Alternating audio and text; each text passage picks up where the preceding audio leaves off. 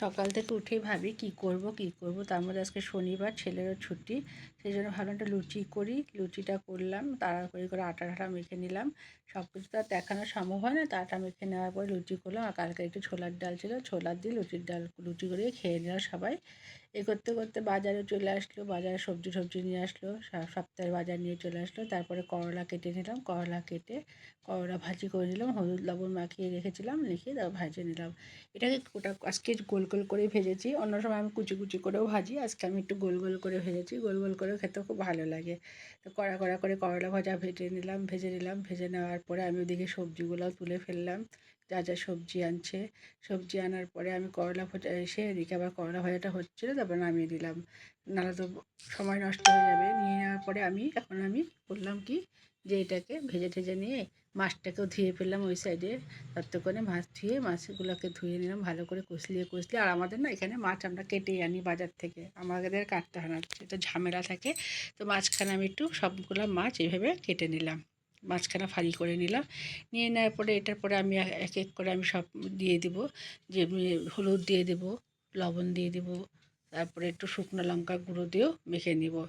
মেখে এটাকে ভালো করে একটু রেখে দেব 5-10 মিনিট। রেখে দেওয়ার পরে এটাকে আমি হলুদ গুঁড়া কি একটু সামান্য হলুদ, বেশি দিইনি, কারণ হলুদ না দেওয়া ভালো লাগবে না খেতে। এটা হলুদ দিলাম, লবণ দিলাম, এবার লঙ্কাও দিয়ে দেবো, একটু লঙ্কার গুঁড়া দিলে না ভালো লাগে খেতে। আর এটার জন্য আমি কেটে নিয়েছি ঝিঙে, কাট দিয়ে করবো এটাকে। এভাবে মেখে নিলাম, প্রত্যেকটা মাছ ভালো করে মেখে রেখে দিলাম 5 মিনিটের জন্য। তারপরে আমি কড়াইয়ে তেল দিয়ে কড়াই ভালো করে ভেজে নেবো। আমি না মাছ আবার একটু কড়া কড়াই ভাজি, কড়া কড়া ভাজতে আমার খেতে ভালো লাগে। মাছগুলো ছেড়ে দিলাম এক এক করে, মাছ সবকটা মাছ একসাথে ছাড়িনি, 2টো করে বা 3টা করে এরকম করে 3বারে বা 4বারে ভেজেছি। সবটা দেখানো সম্ভব হয় না, তো এইভাবে মাছগুলোকে ভেজে নিলাম। ভেজে নেওয়ার পরে আমি যে একটু ঝিঙ্গা দিয়ে আর আলু দিয়ে করবো, সেই জন্য একটা মশলা বেটে নিলাম। কি লঙ্কা, শুধু লঙ্কা বেটেছি, এটার মধ্যে খালি লঙ্কা বাটা দিয়েছি আর জিরা গুঁড়ো দিয়েছি। এই জন্য শুধু লঙ্কা বেটে নিলাম।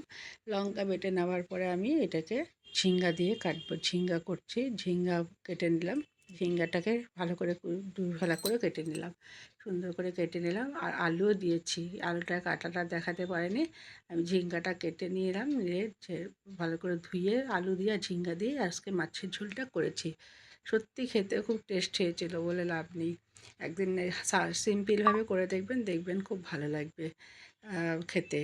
আর তারপরে আমি এটাকে করলাম, করে নেওয়ার পরে আমি বসিয়ে দিলাম। আগে ঝিঙ্গার আলুগুলোকে ভেজে নিলাম আগে তেল দিয়ে, মাছ ভাজার পরে ভেজে উঠিয়ে নিলাম। নিয়ে নেওয়ার পরে ওটাকে আবার আমি বলেছি কিছু লঙ্কা বাটার আর জিরা গুঁড়ো, আর আমি এটার মধ্যে ফোড়ন দিয়েছি কি বলুন তো, হলুদ আর হলুদ দিয়ে এটাকে আমি ভেজে নিয়েছি। আর এটার মধ্যে আমি ফোড়ন দিয়েছি একটু পেঁয়াজ ফোড়ন দিয়ে খেতে খুবই ভালো লাগে এটা। এটা ভাজা হয়ে যাওয়ার পরে আমি একটা প্লেটে তুলে নিচ্ছি। তুলে নেওয়ার পরে এটাকে ওই তেলের মধ্যে আবার একটু তেল দিয়ে আমি আবার মাছের ঝোলটাকে করবো। মাছের ঝোলটা কীভাবে করলাম, যে পেঁয়াজ ফোড়ন দিলাম, একটুখানি পেঁয়াজ দিয়েছি, পেঁয়াজ ফোড়ন দিয়ে তারপরে পেঁয়াজ ফোড়ন দিয়ে ওটার মধ্যে আবার আমি লঙ্কা বাটাটা দিয়ে দিব। আর যেটা দিয়ে দিব হলো লঙ্কা বাটা, একটু সামান্য লাল লাল হবে পেঁয়াজগুলো লাল লাল হওয়ার পরে আমি ওইটাকে দিয়ে দিব লঙ্কা বাটাটা বেটে রেখেছি দেখলেনই, লঙ্কা বাটা দিয়ে দিব। লঙ্কা বাটা দিয়ে দেওয়ার পরে এই করে এক এক করে আমি সব 2 চামচ জিরার গুঁড়াটা একটু বেশি দিয়েছি, নাহলে তো একটু ভালো লাগবে না খেতে, একদমই তাহলে পাতলা হয়ে যাবে। জিরার গুঁড়োটা 2 চামচ দিয়েছি। জিরা একটু বেশি করে দিতে হবে, যেহেতু অন্যান্য মশলা নিয়ে হালকা মশলা দিয়ে করা হয়েছে, এই জন্য জিরার গুঁড়োটা 2 চামচ দিয়ে দেওয়া হয়েছে। তারপরে হলুদ দিয়ে দিয়েছি, মাপ মতন হলুদ, যে যেরকম লবণ খায় সেরকম দেবেন। আমি যেমন 1 চামচ ফুলফিল 1 চামচ লবণ দিয়েছি, যেন ঝোল ঝোল থাকবে, একটু লবণ লাগবে। আর শুকনো লঙ্কা গুঁড়ো দিয়েছি। দিয়ে তারপর এটাকে ভালো করে কষিয়ে নিয়েছি, ভালো করে মশলাটাকে কষিয়ে নিয়েছি একটু। কষিয়ে নেওয়ার পরে ওটাকে আবার ভালো হলো ঝিঙ্গার ভাজাটা, আলু ভাজাটা যে ভেজেছিলাম, আমি ঝিঙ্গাগুলো কিন্তু একদম 2 ফালা করেই কেটেছি, বেশি না, বেশি ছোটো করবেন না, বেশি বড়ো করবেন না, মাঝারি সাইজটা করবেন। তারপর এটাকে আমি ভালো করে নেড়ে চেড়ে নিয়ে ঝিঙ্গাগুলো দিয়ে দিয়েছি। ঝিঙ্গাগুলো দিয়ে দেওয়াটা দেখাতে পারিনি, মশলা দিয়ে কষিয়ে নিয়ে তারপরে জল দিয়ে দিয়েছি। দিয়ে দেওয়ার পরে মাছগুলোকে এক এক করে ছেড়ে দিয়েছি। দেখেন কালারটা কি সুন্দর আসছে। এইভাবে করে দেখবেন, একদম সিম্পল মশলা দিয়ে খুব ভালো লাগবে। এবার মাছগুলো ছেড়ে দেওয়ার পরে জাল দেওয়ার পরে একটু এক এক করে সব মাছগুলোতে এক এক করে ছেড়ে দিলাম, তারপরে একটু জাল দিয়ে দিয়ে নামিয়ে দেবো।